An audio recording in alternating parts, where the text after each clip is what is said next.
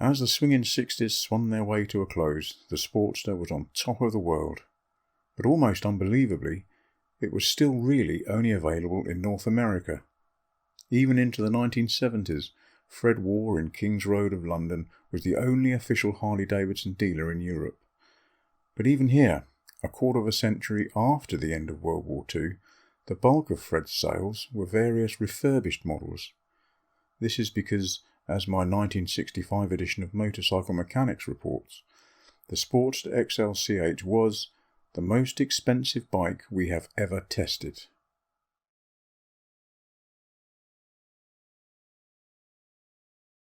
It cost £799, 2 shillings and sixpence. By comparison, a top-of-the-line Triumph Bonneville cost £349, 7 shillings and a penny. And even a Ford Anglia only cost £492. So outside North America, no one could afford a new Sportster, and even if they could, they were never going to find one. For the greatest motorcycle in the world to be available almost exclusively in North America might have served only to reinforce the fantasy of a utopian America.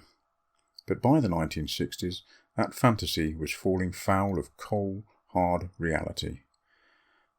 With the proliferation of the new media, television, the whole world could suddenly see everywhere.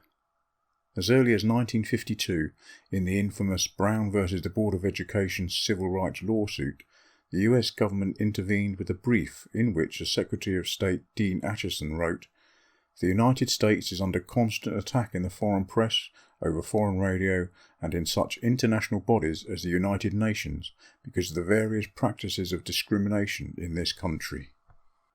The evil of United States federally mandated racism was finally coming under significant enough pressure to facilitate change. Slow and brutal change to be sure, but change nonetheless. International news coverage ensured that names like Emmett Till, Rosa Parks, and Martin Luther King became renowned for the evils they suffered and the bravery with which they fought.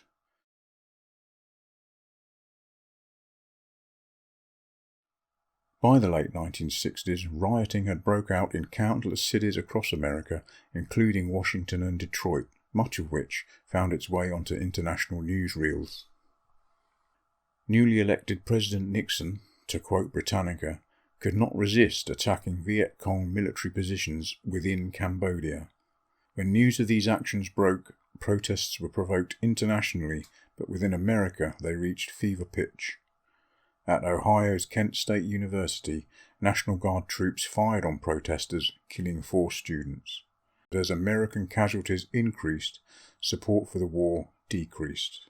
If you only read one book in your life, why not read the mind-blowing Pulitzer Prize winner for 1989?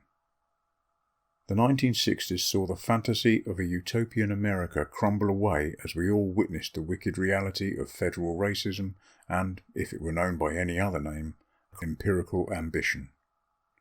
Like the other shining lie, the American dream, which preaches success at any cost, life for most Americans showed itself to be anything but utopian. But the battles against racism and the American war were front and centre at the end of the 60s, and, incredibly for our story, the humble motorcycle even found itself a role to play here. As we've seen previously, after World War II, hundreds of thousands of surplus military motorcycles were sold cheaply to the public by all the national governments involved. Thus, the market quickly became saturated with the uniformly drab machines in green or blue or grey.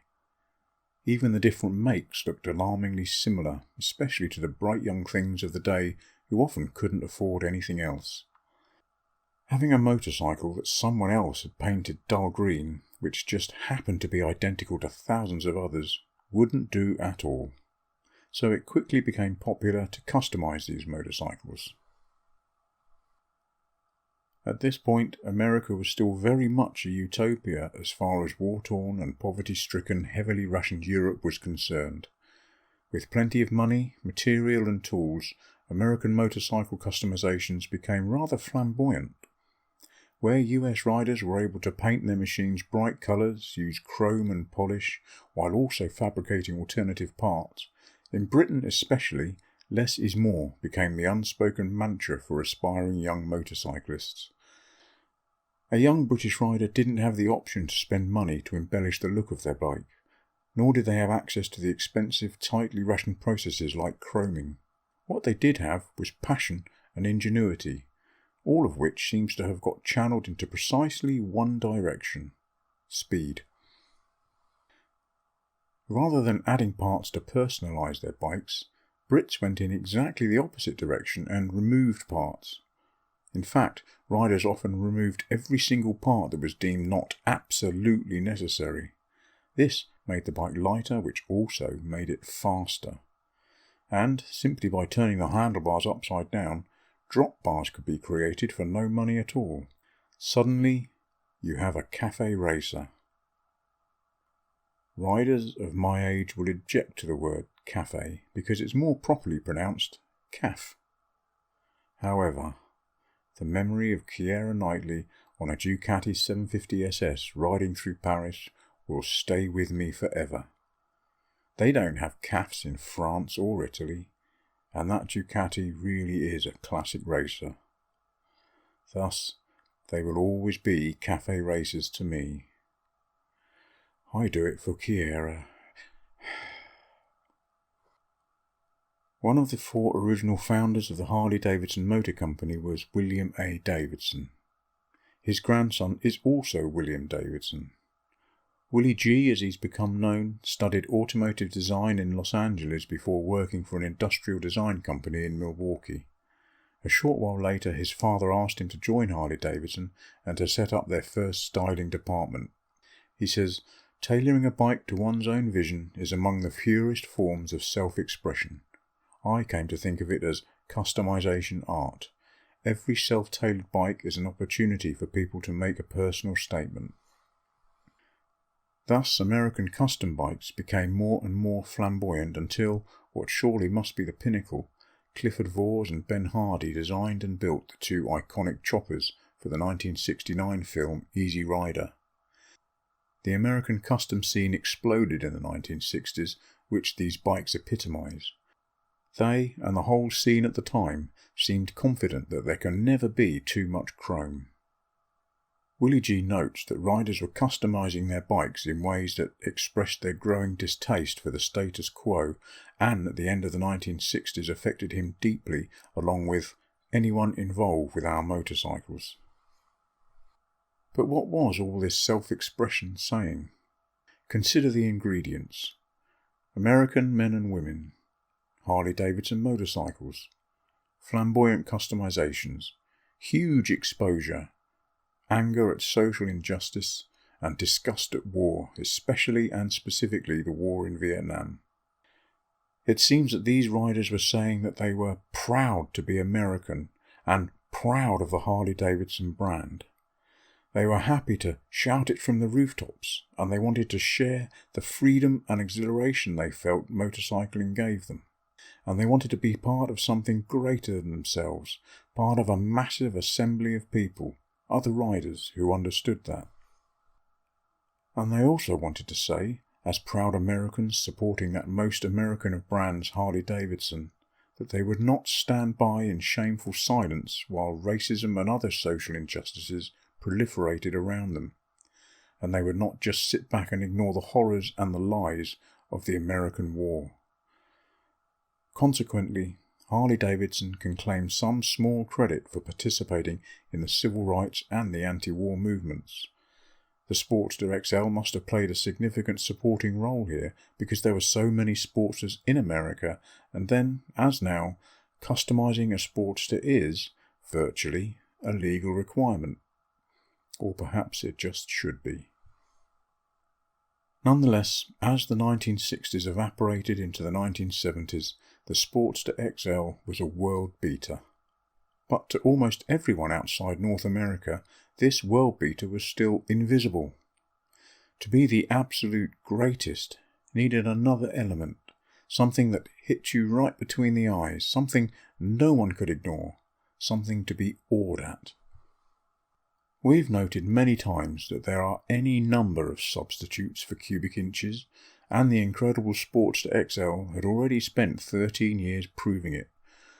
From humble 40 horsepower beginnings in 1957, it had grown to a decidedly burly 55 horsepower by 1966, a remarkable 1/3 increase in power in 9 years. And all this was achieved with better plumbing. That said, of course, there is one grain of truth in the no substitute for cubic inches argument. If two engines are the same, the one with more cubic inches will be more powerful.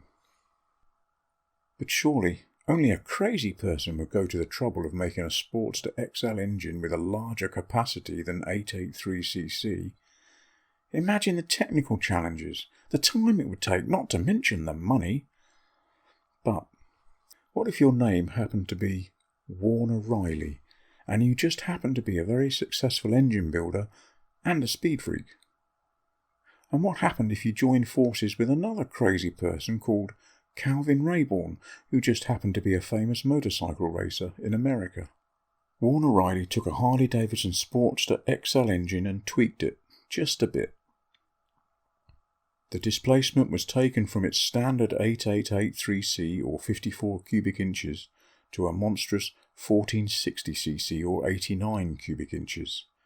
The fuel was 70% nitromethane and alcohol. A streamliner body and chassis were built by Craig Rivera, John Yates and Dennis Manning, with the Harley-Davidson racing department led by the legendary Dick O'Brien and others including S&S Cycle. They all went off to the salt flats at Bonneville. On the 16th of October 1970, Cal Rayborn launched the Sportster engine streamliner to an incredible 265.492 miles per hour, a new motorcycle land speed world record. Although the engine was massively modified, it was still a single Sportster engine with no turbo or supercharger. The 1970s world was very different from the world of the 1950s, from whence the Sportster came. But now it was the undisputed king of the motorcycling kings, with a place in the Guinness Book of Records to prove it. It also emphasises the days of the Sportster as a performance-focused machine were over, despite some novel but hopeless attempts by the motor company to show otherwise. But the Sportster story is certainly not all downhill from here. So far, we've looked at 1 decade of the Sportster's life. There are still 5 more to go. By 1970, the Sportster had reached its technical and celebratory peak. In 1957, the first Sportster model sold 2,400 units. By 1965, that figure was up to nearly 3,800. In 1969, sales hit 7,800, and this was just the tip of the iceberg. In the years to come, sales were set to explode, though no one could guess this in 1969. With the Sportster, Harley had created the goose that was laying the golden egg. Back in 1963, Harley-Davidson total sales didn't even hit 10,000 units, but just 6 years later in 1969, sales topped 27,000 bikes sold. The motor company should surely be on the brink of world domination. But nothing could be further from the truth. Harley was so close to bankruptcy they had to sell shares in the company and list Harley-Davidson on the Wall Street stock market. It seems that the passion the family had for the brand which bore their name was not matched by business acumen. On the 7th of January 1969, the company was sold. And so begins the most vilified, the most controversial, the most heavily criticised and the most misunderstood era in the long and illustrious history of Harley-Davidson. This era can be described with just 3 simple letters which together will fill the heart of any Harley-Davidson fan with fear and loathing.